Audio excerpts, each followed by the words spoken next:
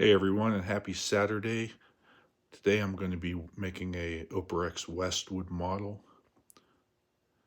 The colors I chose today is going to be this baby blush pink and aurora violet.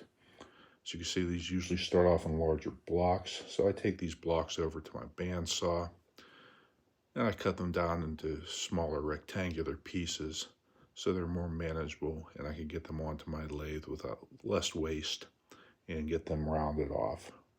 So the first step is just cutting them down to size here. These are approximately 20 millimeters square, and then which I kind of square off the ends so they accept my lathe a little bit better and find the center of each of these squares.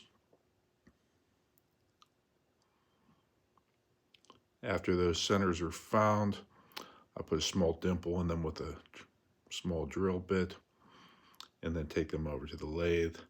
And I sped this process up here a bit because it is a little bit time consuming, but just taking all these square edges off, making them round, and then getting them over onto the lathe to get them drilled out and then tapped to accept the sections, your nibs, and the converters. So I'm working on a cap right here. Just got to cut off to size, and then I'm going to start working on the body where I'm squaring it off at the end. Then I'll drill it out to accept the section and the converter.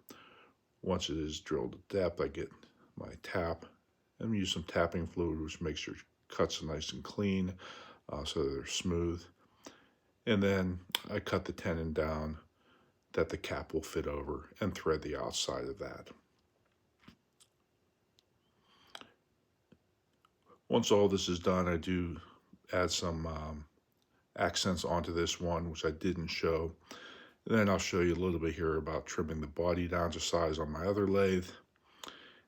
And then once I get it down to the final diameter, from here I will be taking it over to my wood lathe and finishing it off, shaping it, and then doing the same with the cap.